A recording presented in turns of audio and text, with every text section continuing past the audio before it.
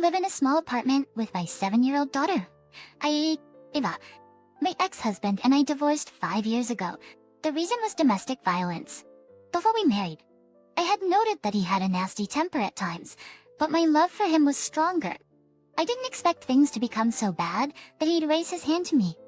I still have scars from the injuries caused by my ex-husband, and it hurts me to remember them sometimes. But Ava was the one positive thing about being married to my ex-husband.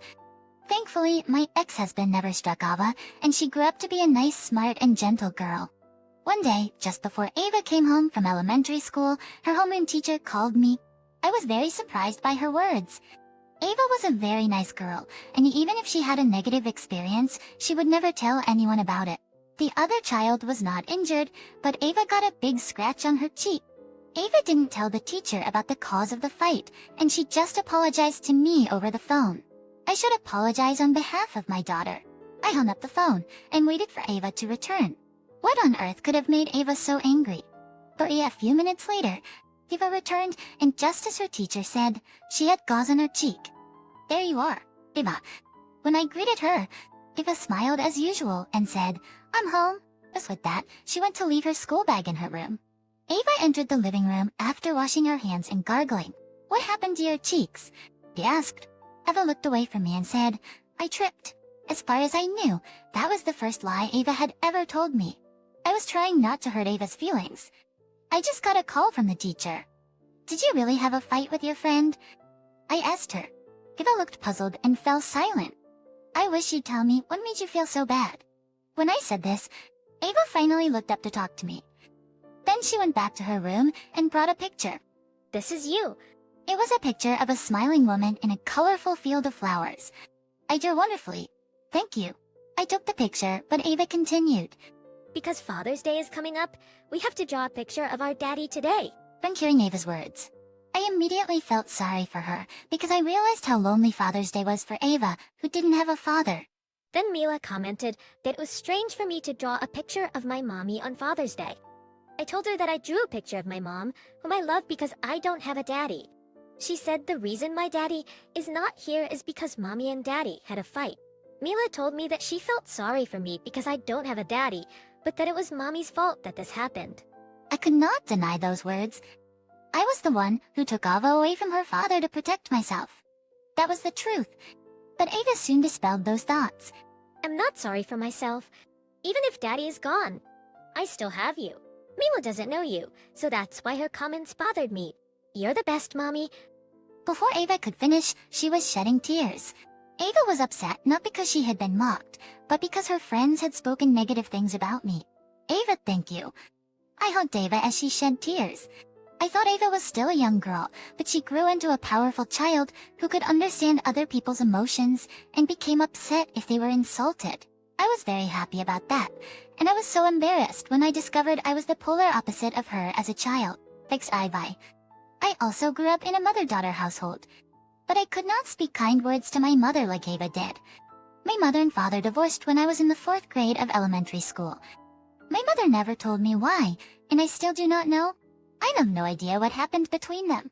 But at least to me, my father was kind, amusing, and charming, and I adored him. So I could not immediately accept the sudden loss of my father. I couldn't be honest with my mother, and as I progressed through middle and high school, I became increasingly hostile to her. I didn't spend much time at home at night and resented my mother, who was concerned about me when I was in high school. When my classmate said that to me, I took it out on my mother. Still, my mother did not get angry with me. She simply said so. My father and mother split due to marital problems, and it was never solely my mother's responsibility. Now that I've been through divorce, I understand. But I couldn't think that way at that moment. I settled down in my senior year of high school and started looking for a job. I didn't have the money to go to college, and I wanted to be independent as soon as possible. My mother constantly urged me to get a higher education. I found work as an office worker at a daycare center. The pay was not very large, but I was so content to be able to live on what I made that I didn't notice anything else. But it turned out that my mother was suffering from an illness. By the time I realized it, it was too late. My mother was diagnosed with an incurable condition and informed she had little time left to live and would have to spend the remainder of her life in the hospital. I eventually grew to regret what I'd done to my mother. I went to see her every day after work to make up for my faults and spend as much time as possible with her. My mother was startled at how my attitude had changed as a rebellious daughter, yet she looked pleased to see me. I tried to act as cheerful as possible so that my mother would not be anxious, but one day I couldn't control my feelings. You did your best, but all I did was rebel, and I was a terrible daughter. I'm really sorry. I said this with tears in my eyes. But my mother looked calm. It's okay. I would be happy with anything as long as you are alive and well. You're still my daughter, no matter what. She told me so. For the first time, I knew how much my mother had always loved me. And I knew it was too late to realize that I had no idea how vital it was to have someone who unconditionally loves you. I was feeling very bad. Then my mother gave me something. After you, this is the second most valuable thing I have. It was a beautifully polished jewelry box. I want you to have it. Hearing my mother's words, I opened the box and found a ring inside. It was an antique ring with a smooth, shiny gemstone. Thank you. I will treasure it. My mother passed away 3 days after she gave me the ring. I never wore it because I thought it was too valuable, but I still gaze at it now and then to get power from it. My mother did her best, so I will do my best too. I will do everything to protect Ava. I can feel that way. One day, however, something unexpected happened.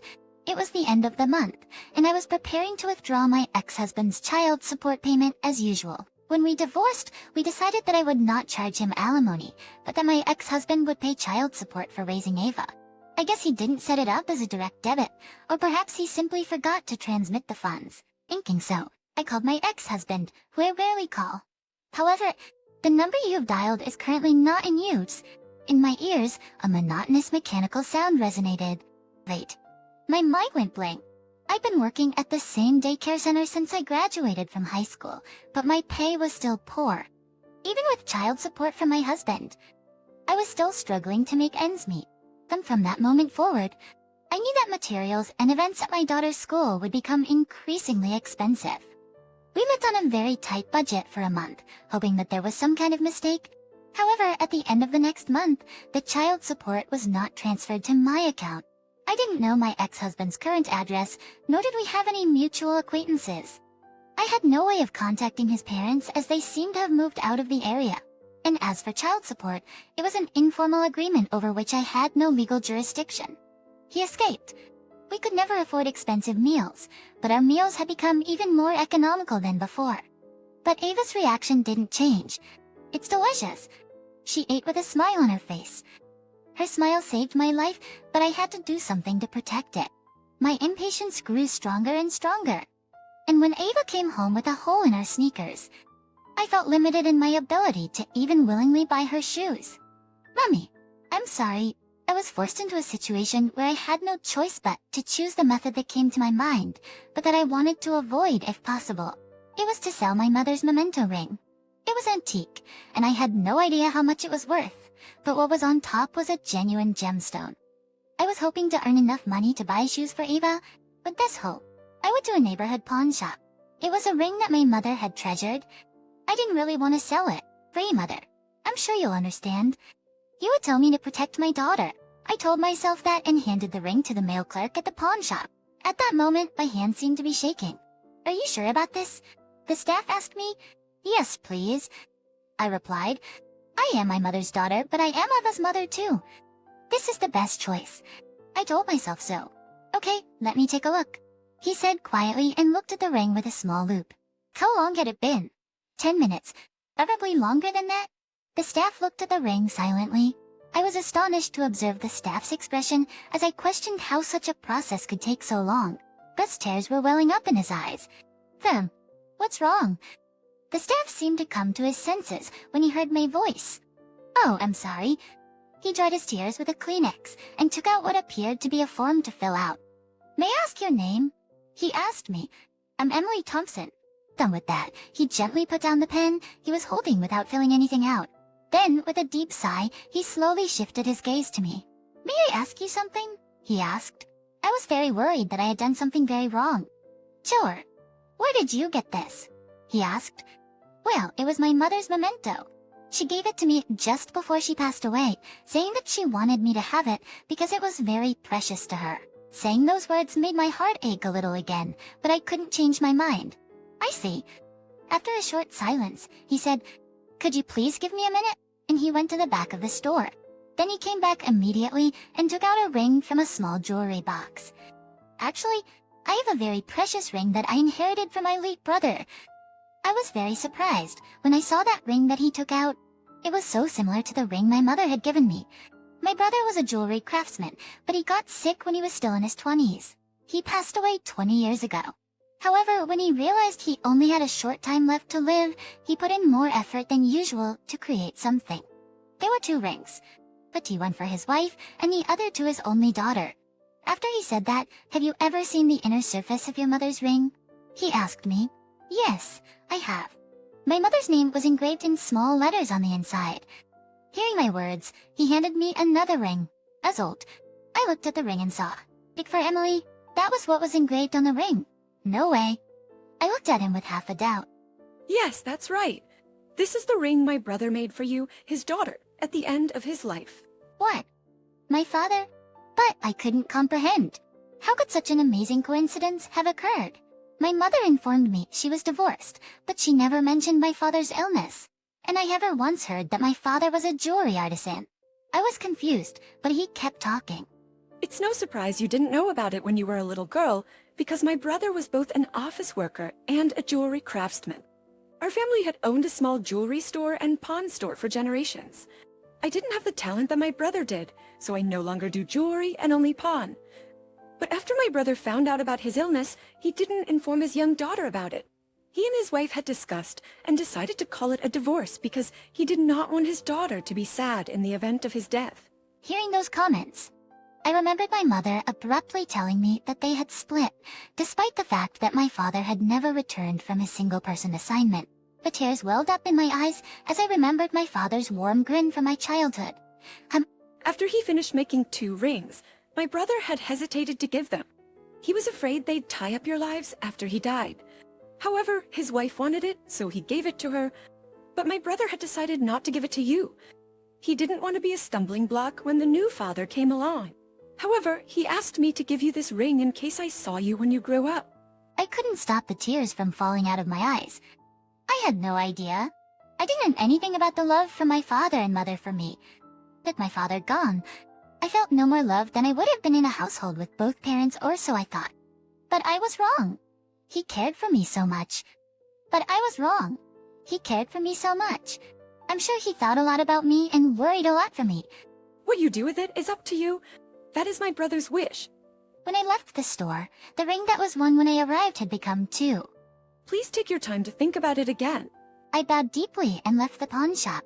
What shall I do after this? How shall I protect Ava? I was thinking about it, but I couldn't bring myself to sell the 2 rings that had come to me. Since then, another 20 years have passed.